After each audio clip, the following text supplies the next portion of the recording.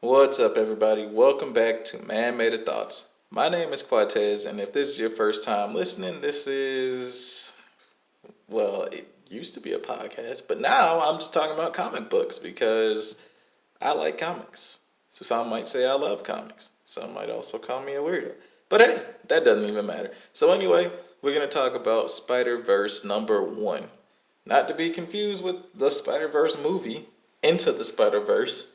No, no, no, no, no, no, no. Or even the other event of the Spider-Verse. No, this is Spider-Verse. And apparently, only Miles Morales can save the multiverse. Seriously, like literally, only he. Only he possesses the power of saving the multiverse. And I'm not even gonna lie to you. I bought this one sight unseen. You know why? Because Marvel didn't even promote it. This is how you know why even get this stuff put out. Like why even put this book out if you're not even gonna promote it? How many Spider-Man books are there on the market? Like 22 of them, and not one single ad. Really? I don't know. Once again, it's not that I hate Miles Morales, because I don't. I just wish he was his own character like he used to be in the Ultimate world. But here he is, being Peter Parker Jr. Here we go.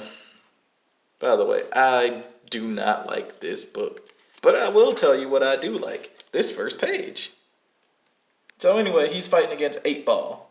So he hits him with a broom, you know, and he's like, pow, corner pocket. Now, I really like this panel. This is my favorite panel in the whole book. I think it's the most Miles Morales thing, but it could have been easily swapped out with Peter Parker. Just corner pocket, because you're 8 Ball. Get it? And 8 Ball is just like, more Spider-Man than you can shake a stick at. I'm moving to Houston, I swear, which is a reference to Scarlet Spider, because that's the canceled Rick Remender book, which actually was pretty good. Um, where one of the Parker clones, Kane, actually moved down to Houston. But it's important to me that you get it. So basically, that's my favorite part, because 8 Ball corner pocket, you win the game if you get it to where you. I don't want to explain pool to people, but that's what it is. But he's like, it's important to me that you get it. And that's my favorite thing. This book goes so fast, it doesn't explain a single thing until the end of the book, and that's the worst time to explain anything. That's like going all the way to the end of a movie and then they tell you what's going on and then the credits roll. That's literally what happens here. So anyway, after he webs them up, he's like, huh, what, 9,000, what's going on? And somebody just calls him, you know and he's having pains for whatever reason. It's just his breakdown and all that stuff. See, here's the thing about this book. There's so many different art styles in this book. This book is so inconsistent and incoherent. I don't understand why they put this out. I don't. I just don't get it. But anyway, so he gets pulled through like time space continuum. Just like the other Spider Verse, like there's the web of life and destiny, and all these other Manses, people, because this one's female. Um, Whatever you want to go by, that's what's there. But he's pulled, and then he goes to Squirrel Girl world. Not really, but this is definitely Squirrel Girl art style, and it's lame. This art does not belong in a Spider-Man comic book. Not any way, shape, or form. Like this is, who can take this seriously? Cause it doesn't convey anything cool about being Spider-Man at all. I guess maybe this is the most Spider-Man panel.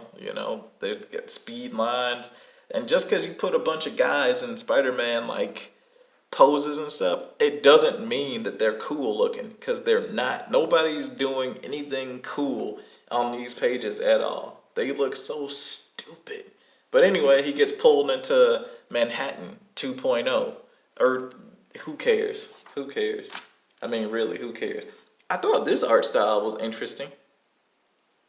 It's kind of old school, but it works. It's like Spider Monster, and it's Monster Hatton, and this big dude, he's questioning who's like Miles Morales is, and then he gets zapped through here too. But you know what that means? It means because it's a 6-issue series, Miles is gonna jump right back into all these crazy zany worlds. Oh, by the way, the person that's got him is Spider Zero. Oh, and then he goes to a Mad Max world where he's. Oh my gosh, this book is so lame. But I like the concept of it. It's just so lame. And then we go to Earth 138 where we got Spider Punk. He's fighting against dudes with laser heads. That was interesting, you know. I like this. I like the double shoryuken. I thought that was cool. I like the artist. I like the artist of this. This was nice. After getting through those other two, like this was nice. They actually had the most dialogue between the two of them. And then what happens? Oh, he goes to manga world. Well, somebody inspired by manga because you can tell that it's not manga because I don't know. You could just tell when there's like somebody who is not a manga artist that does a manga style. You can tell because it's like I don't know. Lines are too scratchy. Like I don't know. I don't know. It's just something you could just pick up on. Like it doesn't look it, even though they try it. Oh, and then he sees Takuya, and you know he's eating food, and then he starts singing karaoke. And who do we get? Oh, we get the girl. She's Spider Zero because yeah, and it's like she's like Orphan Annie. Like she's got a big giant like jacket. She probably loves science. Her hair is a rat's nest. Like I'm. This is the. She's so over designed. Like you've got a Spider Ham trinket on. Why? Who thought this was cool? Okay, and then like, and then here's your big reveal. Okay, well we have to save the web of life and destiny because it's sick and I can heal it. And then he's like, first she's like, I need your help, Miles. I need Spider Man.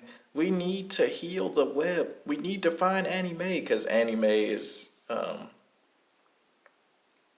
not Tina Turner, obviously. Okay, bad joke.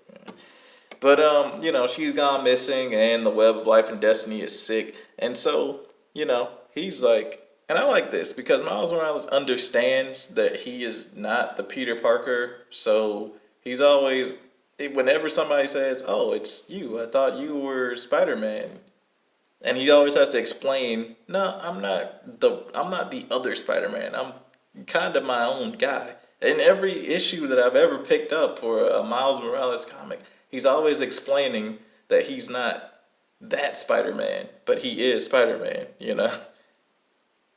But he's like, "But why me? Why not the real? I mean, why not Peter?" And then she just goes to say, oh, because, you know, we're black together. And, you know, because we're young and we're black and we like the science. So this is going to be our ragtag team of being black together. Because that's literally all I got out of it, you know, as as a person reading this, a black person reading this, I'm like, okay, well, you know, they just wanted to make two black people go on a journey across time and space. Okay, well, you know, she could have just said so, but she makes this contrived reason. Here we go. Look at it. Because we're the new generation. You, me, Annie Mae, there were others before us, but these are our jobs now. We're new. This web is new. It all fits. We have to do this because we're young and we're black and we're gifted.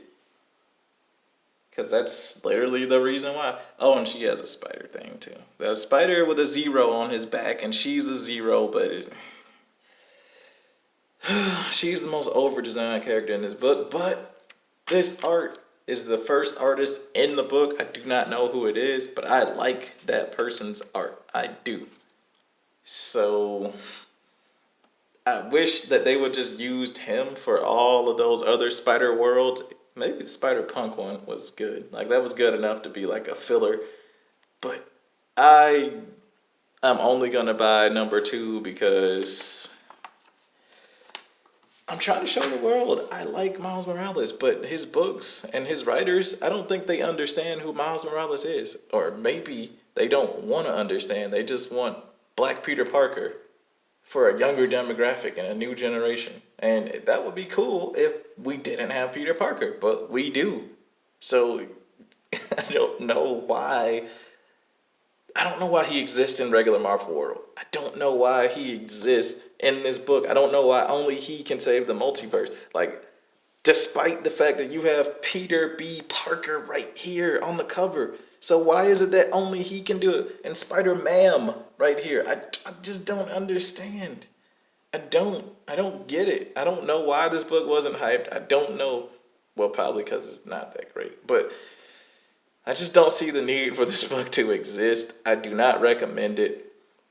But I'm a glutton for punishment, so I'm gonna get issue 2 because I'll collect this, and then when my kids discover after I'm long dead and buried in my tomb or whatever, my kids discover my comic book collection, they're gonna look back, and some guy on eBay is gonna be willing to pay like $80,000 for this because he's gonna be like, "Hey, remember that short-lived, stupid Spider-Man series, Spider-Verse, that had nothing to do with the original but kind of did?